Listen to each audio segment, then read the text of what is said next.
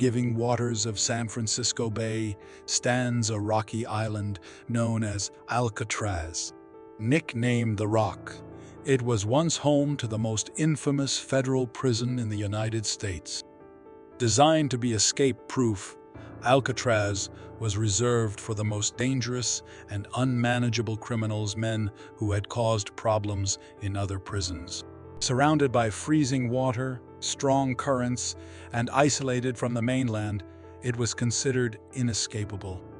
But on the night of June 11, 1962, that belief was shattered. 3 inmates managed the impossible. This is the true story of the Alcatraz escape, a tale of patience, precision, and mystery. More than 60 years later, the question remains, did they make it out alive? Operating from 1934 to 1963, Alcatraz housed some of America's most notorious criminals, including Al Capone, George Machine Gun Kelly, and Robert Stroud, known as the Birdman of Alcatraz. The prison was more than just a punishment, it was a statement. Built to break spirits, Alcatraz had strict routines, constant surveillance, and no second chances. Escape attempts were rare and almost always fatal. Its physical isolation made it a psychological fortress. The frigid waters, powerful tides, and rocky terrain ensured that even if someone broke out, surviving the bay was another challenge entirely. And yet, on that quiet summer night, Frank Morris and the Anglin brothers did what no one thought possible. They vanished from the rock without a trace, leaving behind fake heads in their beds and a trail of questions that still baffle investigators to this day. Until it wasn't. The inmates, Anglin, and Morris. The daring escape from Alcatraz in 1962 was orchestrated by 3 determined men, Frank Morris and brothers John and Clarence Anglin.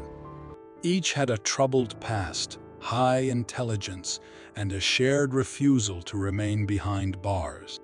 Frank Morris was a seasoned criminal, doing time for bank robbery and drug offenses. What made him stand out was his mind. He had an IQ of 133, placing him among the top 2% of the population. Morris wasn't just a lawbreaker, he was a strategist, quiet and calculating, with a history of escaping from other prisons. After repeated attempts elsewhere, he was finally sent to Alcatraz, the end of the line for troublemakers. The Anglin brothers, John and Clarence, grew up in a poor farming family in Florida. They began robbing banks together as young men and were always inseparable. What made them different wasn't just their criminal record, it was their deep bond and shared willpower.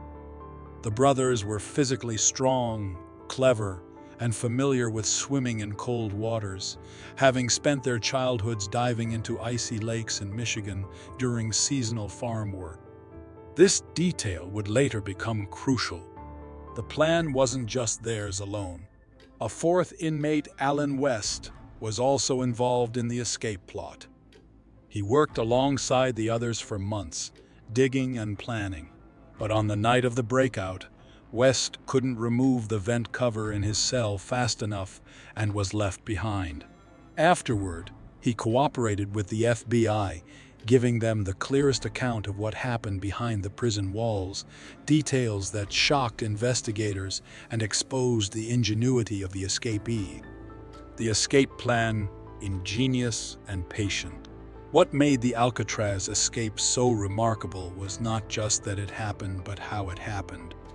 The men worked in secret, right under the guards' noses, for over 6 months. Using makeshift tools, including spoons stolen from the dining hall and an electric drill fashioned from a vacuum cleaner motor, they gradually widened the ventilation ducts in their cells. Behind those ducts, a utility corridor offered a hidden passage. To muffle the noise, they waited until nighttime, using the loud music from their prison instruments and the roar of the prison's air vents to conceal their work. Each night, they replaced the duct covers and positioned dummy heads crafted from soap, toilet paper, and real human hair from the barbershop in their beds to fool the guards during nighttime bed checks. They also constructed a makeshift raft and life vests out of over 50 stolen raincoats, carefully stitched together and sealed with heat from the steam pipes in the prison. The escape unfolded with clockwork precision. That night, Morris and the Anglin brothers crawled through the holes behind their cells into the utility corridor. From there, they climbed to the roof via an unguarded ventilation shaft, then shimmied down a kitchen pipe on the outside of the building. They crossed the prison yard, climbed over the fence, and made their way to the northeastern shoreline. There, they inflated their raft and disappeared into the night. By morning, the alarm had not yet been sounded. It wasn't until early morning bed checks on June 12 that the escape was discovered. Guards were fooled by the dummy heads, only noticing something was off when one fell to the floor. The prison immediately went into lockdown. A massive manhunt was launched, involving the FBI, U.S. Marshals, the Coast Guard, and local law enforcement. Boats, helicopters, and divers scoured the bay and surrounding areas. A few days later, a paddle, a makeshift life vest, and a sealed bag containing photographs and personal items belonging to the Anglins were found floating in the water near Angel Island. But of the three men, there was no trace. No bodies, no footprints, no sightings.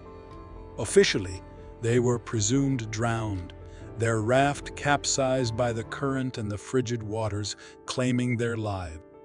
But not everyone agreed. Theories and possibilities. Could they have made it? Oceanographers and survival experts have long debated the plausibility. The San Francisco Bay is known for its icy water temperatures hovering around 50-55 FE, 10-13 C, and powerful tidal currents. But the escape was carefully timed. Experts now believe that if they launched the raft between 11:00 p.m. and midnight, the current could have actually pushed them toward Angel Island and possibly to freedom. In 2003, Dutch researchers used a computer simulation to reconstruct the tides that night. The result? If the escapees left at the right moment, survival was entirely possible. The Anglin family, particularly their sisters and nephews, have maintained for decades that John and Clarence survived. They claim to have received Christmas cards and photographs from the brothers over the years. One photo, allegedly taken in Brazil in 1975, shows two men resembling the Anglins standing next to a farm. In 2015, the History Channel aired a special revealing this photo, sparking renewed interest in the case. A handwriting analyst and facial recognition expert believed the photo could be authentic. The FBI, however, remained unconvinced. Without hard evidence like a verified sighting, a DNA match, or a confession, the agency officially closed the case in 1979. In 2013, a San Francisco TV station received a letter supposedly from Frank Morris. The anonymous letter claimed that Morris was still alive, aged 83, and in poor health. The letter read, "Yes, we all made it that night, but barely.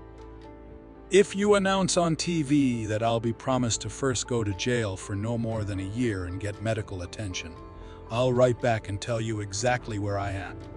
The FBI analyzed the letter for fingerprints, handwriting, and DNA, but the results were inconclusive. Was it a hoax? A last cry for help? Or a final taunt from a man who beat the odds? The 1962 escape has become legendary. Inspiring books, documentaries, and the 1979 Clint Eastwood film Escape from Alcatraz.